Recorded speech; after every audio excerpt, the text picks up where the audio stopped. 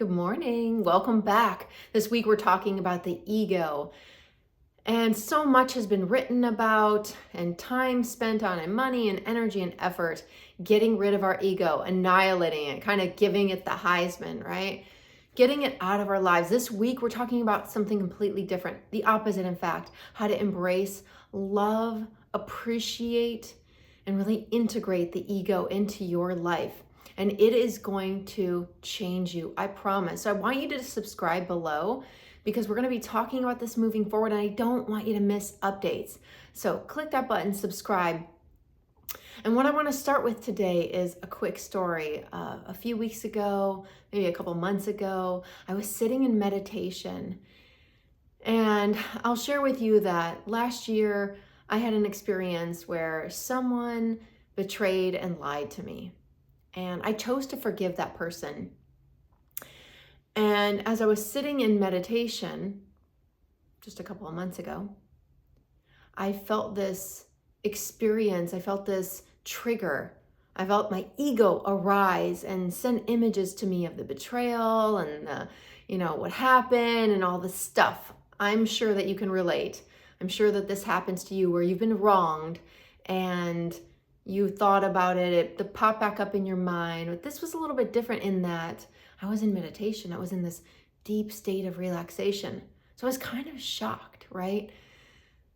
So this is the ego. So what's the ego? This is the ego. The ego seemingly seeks to trigger us, and some people think it protects us.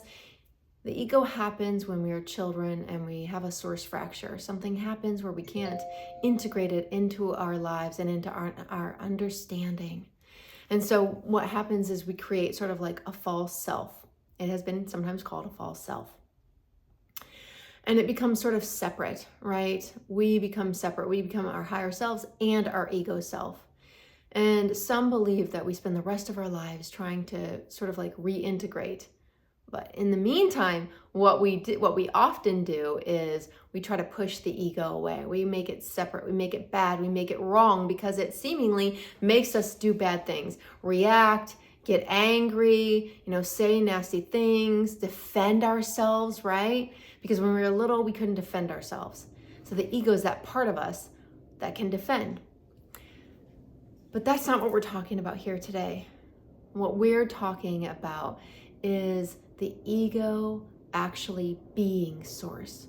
The ego is our higher self. So as I was sitting in this incredible meditation, like I said, it didn't feel like that at the time, trust me.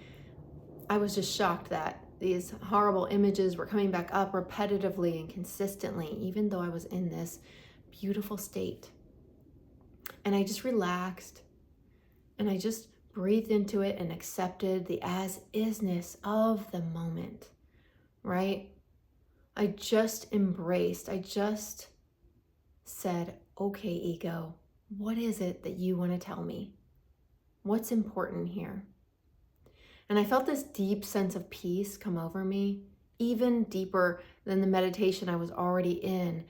And I asked, what is it really that you, the ego, my higher self, what is it really that I'm learning here? And the message I got was sort of like this image of the ego being like superimposed on top of my higher self. And how I interpret that is the ego is source. The ego is like the voice of my higher self, speaking maybe in Mandarin if I happen to speak English, or speaking in Spanish if I happen to speak Latin. It's just a different language. It's trying to get me to pay attention in a different way. Its intention is to teach me. It's to support me in my spiritual evolution and in your spiritual evolution. So how can this help you? When you sit down and recognize, when you bring awareness to your ego, acceptance, love, and embrace it, it will empower you because you'll be able to integrate the lessons that it's bringing to you. It's like that saying, what you resist persists. When we're pushing away the ego, it creates what? more ego, more resistance. When you realize ego is your source of self, your source of higher consciousness, it's another tool that you can utilize. It's another signpost that you can take to go deeper, to a deeper place where the biggest, deepest learning actually is, to remove those final blocks to getting you to live the life that you want to live, your future self in the now. So how do you do this? Here is your challenge. I want you to, next time you're triggered, next time you have a feeling that doesn't feel quite right about somebody else or a situation or an experience, I want you to just pause and ask yourself this one question. What might the ego be trying to tell me right now?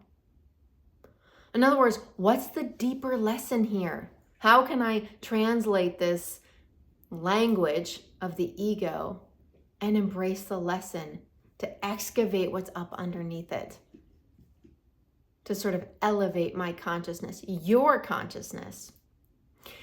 So I'm really looking forward to how this goes.